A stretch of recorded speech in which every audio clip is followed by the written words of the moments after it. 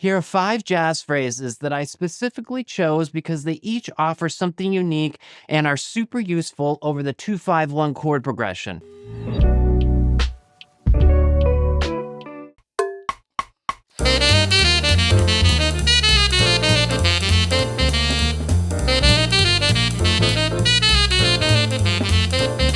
All right, let's get right to it. So on phrase number 1, I utilize the altered scale. Often on a dominant chord, I like to use the altered scale. Now remember that the altered scale is the 7th mode of the melodic minor scale.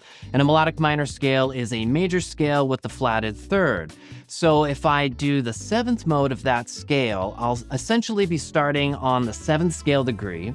And that is going to give me a lot of the alterations. In fact, pretty much all of the alterations that I can utilize on a dominant chord. So for example, the flat 9, sharp 9, sharp 11 or flat 5, the flat 13 as well. I love to use this scale when I want to create some color and tension, but of course then I want to resolve that. In these specific phrases, I definitely resolve on the major chord.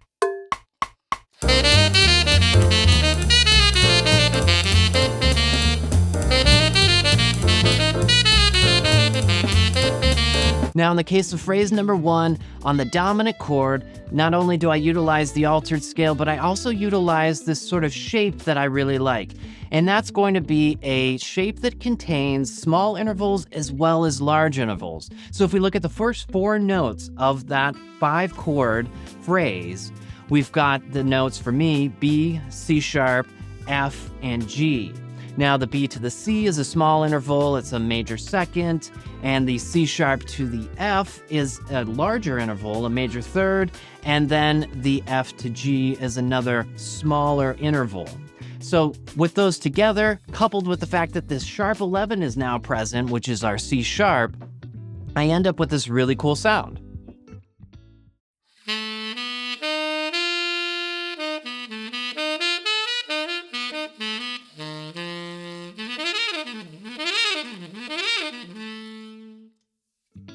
So this type of shape function is really something that I try to utilize in order to create some sort of melodic structure to the line, especially when I'm introducing tension. The rest of the measure on that 5 chord simply just descends down the altered scale and resolves to the 5th of the 1 chord, which is G, when it's C major.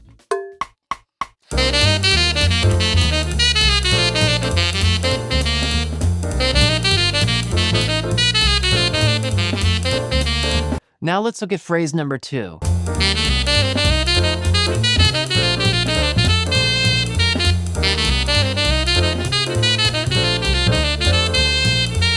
Now phrase number 2 starts with a very common shape, 1, 2, 3, 5, but as an extension sort of from the minor chord. So instead of 1, 2, 3, 5 on the minor chord, I'm doing 1, 2, 3, 5 in a major key off the 5th. In my case, it's going to be A major pentatonic. But it also utilizes that major 7 or C sharp on a D minor 7 chord. So because of this, I'm able to then sort of create the tension or the 5-to-1 sort of implication, which is the A7 to D minor. So that C sharp really helps put in some tension that I then resolve later in the measure.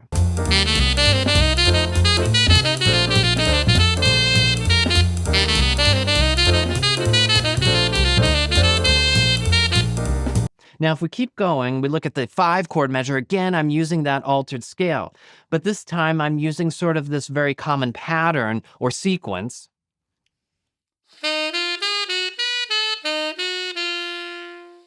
So if I were to sort of expound upon that sequence,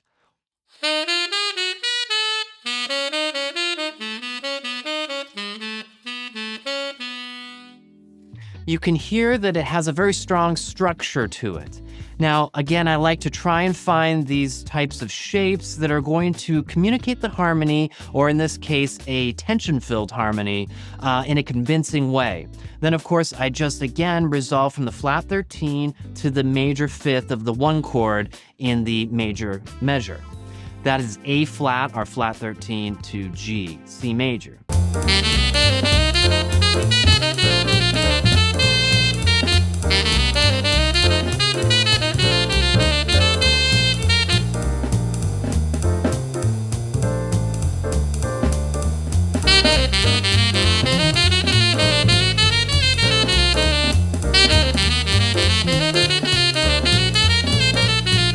Now, phrase number 3 is nice because on the 2 chord, I utilize a very common device where I'm moving down in half steps with a pedal point or a common tone in between. So in this case, for me, on the D minor 7 chord, it's going to be C sharp to A, then C natural to A, and then we eventually get to B, which is the third of the G7 chord. So you get this.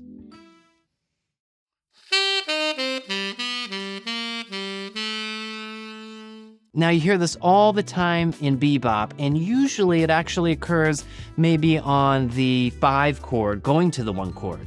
But you can use it, of course, on the minor chord if you utilize it in a convincing way. So from that third, which is the B natural for me on the G7, I then just go up again, a similar shape as we found in number 1, except I don't alter all of the notes. I don't have a C sharp. Instead, I have the D, which is the regular 5th, and then I go right into some altered extensions in a really common type of bebop vernacular.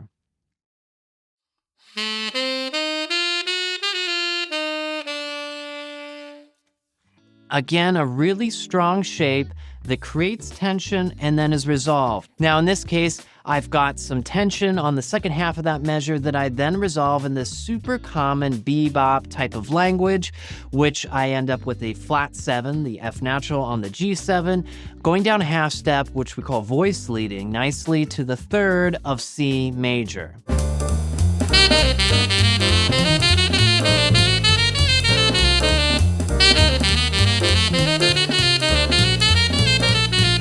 Now in the C major bar, I decided to add some color by throwing in the sharp 5. This is reminiscent of the augmented scale. Now remember, the augmented scale is basically these half-step approaches to each of the chord tones of an augmented triad. So in this case, this G sharp is our augmented interval, and it's preceded by half step with the G natural. So rather than think of it as a flat 6, I was really thinking more of the augmented scale or augmented triad. So we get this kind of exotic sound.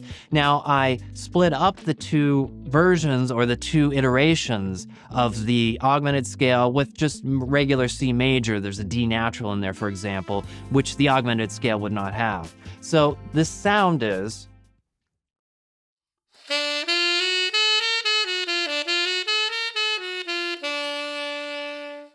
Now, we hear that often in movies to create tension or some sort of Twilight Zone type of effect.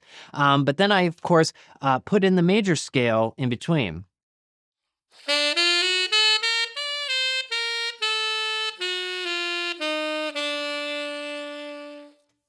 This is a really nice way to add some color. Now remember, your major chords are a great place to add color, even though you may feel like you're kind of trapped into a certain sound. Another cool one that I didn't utilize in these particular examples is to do the diminished major. And I'll save that for another video, but once you start utilizing the diminished major, you'll start to hear it more often because it is pretty common.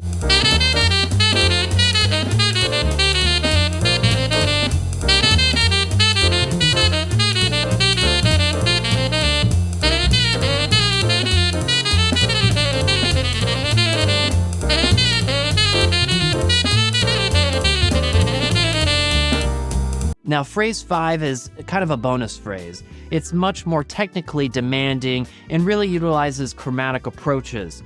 I also included the version without the chromatic approaches so that you could actually see the underlying structure, which is super helpful. Maybe we'll go through that. Now, again, it's chromatic approaches to diatonic notes. So, for example, if you look at that first measure on the D minor 7 chord, I have F sharp in there, I have A flat, I have some other notes in there that might not be, of course, in that D minor scale that we might pick, whatever that minor scale might be. But because I'm resolving them by half step, they're also moving quite quickly. It creates an effect that adds tension but is quickly resolved. So if we look at that first measure.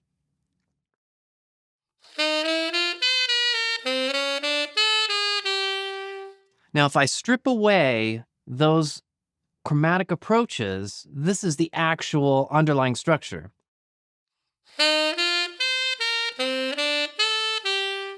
It's simply a sequence.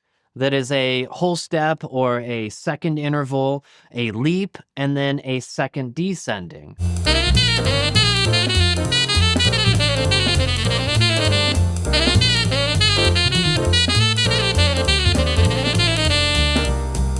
So the same thing happens in the major chord bar, but before we get there, I actually utilize, of course, again, some more altered notes from the altered scale on the 5 chord.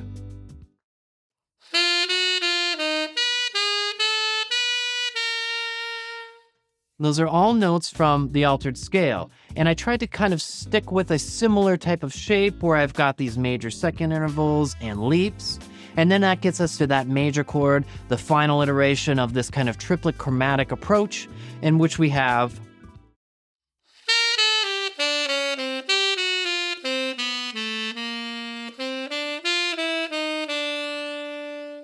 if I strip away those notes and I just play the underlying structure on the C major chord, this is what I get.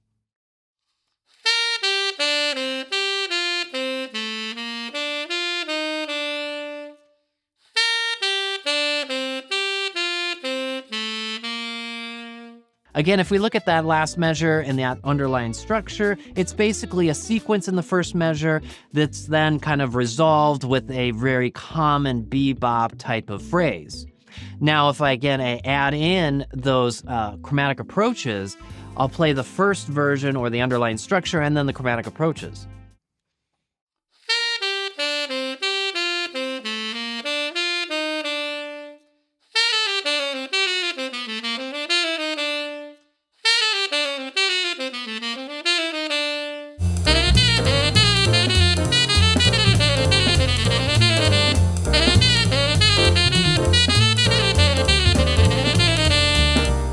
Now remember, the whole reason we analyze something and why it works is so that we can then utilize it later in a different context, on a different chord, and a different line. So make sure that you start to experiment with the concepts. That's the main thing. We can learn all of these phrases, but there's no way that we can really memorize a new phrase for every single instance. It's just going to sound like we're regurgitating information rather than really improvising. So I challenge you to put on a play along or the metronome and just explore certain specific harmonies with the concept as well as the actual idea that you're taking from somewhere else. Happy practicing.